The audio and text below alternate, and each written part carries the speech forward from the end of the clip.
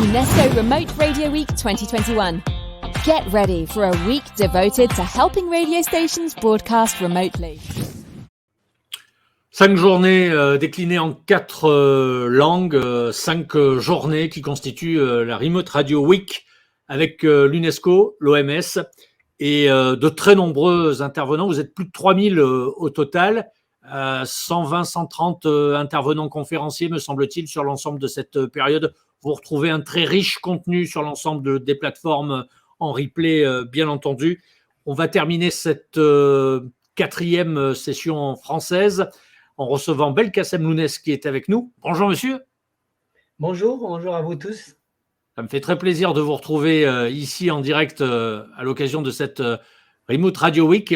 Et c'est Fatim Camara qui va se charger de vous poser 2 ou 3 questions pour présenter le congrès mondial que vous représentez aujourd'hui. D'accord. Dites-nous donc, vous représentez, comme l'a dit Frédéric, une organisation dont vous allez nous parler maintenant. J'ai entendu parler aussi de la Voix des peuples, il me semble.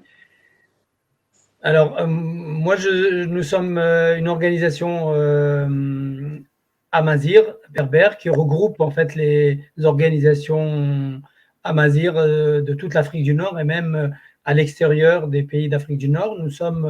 Nous représentons un peuple qui, dans sa grande diversité dans tous les pays d'Afrique du Nord, qui est le peuple autochtone de cette région du monde. Et nous défendons les droits de ce peuple à l'échelle internationale particulièrement, mais aussi dans les pays, dans chacun des pays d'Afrique du Nord. Et quel est le lien avec le monde radiophonique, Belkacem ? Justement. Il y a forcément, en fait, personnellement, j'ai un peu fait de la radio il y a longtemps, mais sinon, nous n'avons pas spécialement de lien avec le monde radiophonique, mais nous avons aussi pour ambition d'aider en fait toutes les initiatives qui vont dans le sens de la promotion de la culture et de la langue amazigh. Amazigh veut dire berbère, plus connu sous le nom de berbère. Et donc, c'est un peu ce lien. Et puis, j'ai le lien parce que je suis souvent invité, notamment dans les médias amazigh. Et donc, c'est ce lien-là que j'ai, en plus du lien que j'ai aujourd'hui avec vous. Ouais, l'objectif, c'est de défendre finalement, de mieux faire connaître les mécanismes des droits des peuples autochtones, c'est ça, et vous vous appuyez, j'imagine, sur les radios communautaires pour mieux faire passer votre message. Justement, est-ce qu'elles y sont sensibles ? Est-ce que le média radio est sensible à votre activité et à la philosophie de ce congrès mondial ?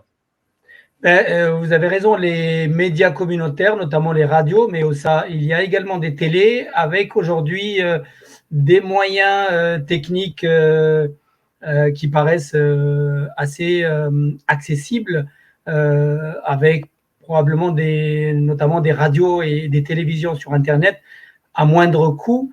Et par conséquent, nous sommes très heureux de cette évolution technologique qui permet à notre langue de prospérer, notamment un peu partout avec les moyens d'Internet, et également qui nous donne la parole pour pouvoir défendre les droits des peuples autochtones en général et du peuple amazigh, mais aussi de les sensibiliser à leurs droits, puisqu'il y a un droit international en faveur des peuples autochtones que les autochtones ne connaissent pas forcément, et donc nous utilisons ces canaux-là pour faire parvenir ces connaissances-là un peu partout.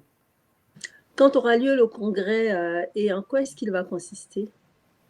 Alors, le congrès, c'est le nom de notre organisation qui s'appelle le Congrès mondial amazigh.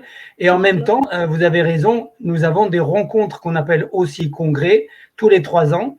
Et nous nous réunissons tous les 3 ans, donc, dans un pays différent d'Afrique du Nord, le Maroc, les îles Canaries, la Tunisie. Voilà, donc on tourne un peu dans tous ces pays-là. Et toutes les composantes amazigh viennent à ces rendez-vous-là. Et d'abord, c'est l'occasion de changer nos instances avec de nouvelles ressources humaines, mais aussi d'échanger sur l'actualité et sur les perspectives, sur les choses à faire pour l'avenir. Est-ce que vous pensez que les médias, notamment la radio en règle générale, est sensible à votre combat et à ce que représentent encore aujourd'hui les peuples autochtones? La radio est un moyen simple et facile à introduire dans tous les foyers. Oui, d'abord, c'est très utile et très, comment dire, pertinent pour nous, pour Est-ce faire que ça passer reste nos un média messages. puissant également en Afrique du Nord, par exemple? Absolument, Ouais, absolument. Et c'est par la facilité, en fait, par le fait que c'est introduit dans tous les ménages, dans tous les foyers. ouais. Pour nous, ça reste un média absolument utile et très fort parce que justement, il atteint tout le monde. Et en plus, nous utilisons notre langue et donc, voilà, nous touchons absolument toutes les catégories de population. Fatim, peut-être? Écoutez, j'allais poser la même question. C'était justement de savoir comment Désolé. justement la radio. Non, c'est parfait. Du coup, j'ai eu la réponse à ma question parce que il est vrai qu'il n'est pas évident de faire la promotion d'une culture sur une radio, d'autant plus que dans nos pays africains, en général, nous sommes francophones. La majorité des pays d'Afrique de l'Ouest et du Maghreb sont francophones. Donc, vous, quelle approche vous avez quand vous venez voir une radio, par exemple communautaire, que vous demandez de faire une communication sur la communauté amazigh? Je ne sais pas, mais dans notre région en Afrique du Nord, il y a deux peuples. Il y a ceux qu'on appelle les Arabes et les Amazirs. Donc, il y a des radios qui émettent en langue arabe. En général, nous sommes très peu invités dans ces radios, mais il y a aussi des radios nombreuses et nationales, régionales en langue amazigh. Et donc, nous communiquons dans notre langue directement. Donc, les radios elles-mêmes, elles diffusent la culture amazigh à longueur de journée, tous les jours. Donc, nous venons, nous, simplement, quand nous sommes invités, nous ne venons pas pour pratiquer la culture dans une radio, mais nous venons plutôt faire passer des messages, faire connaître les droits des autochtones, des Amazirs, et donc les sensibiliser à ce droit-là et leur montrer comment ils peuvent se saisir de ces droits pour défendre les leurs.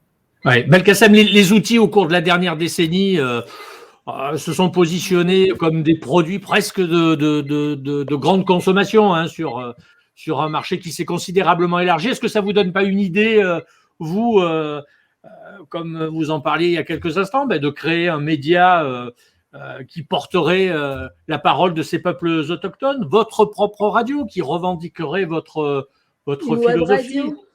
Une web radio, par exemple, ouais. Oui, mais en fait, non.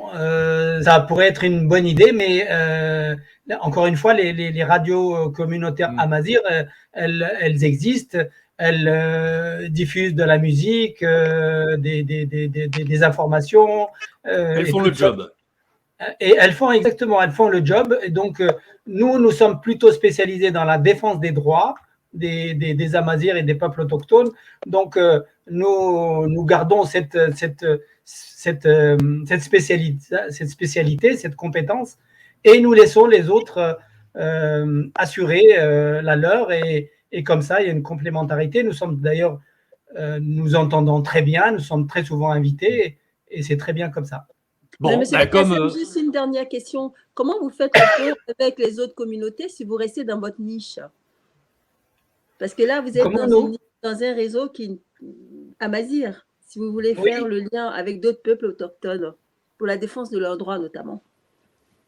En fait, dans notre territoire, nous le faisons effectivement dans notre langue pour notre communauté, mais nous sommes aussi inscrits dans un cadre international et nous rencontrons les autres peuples autochtones du monde.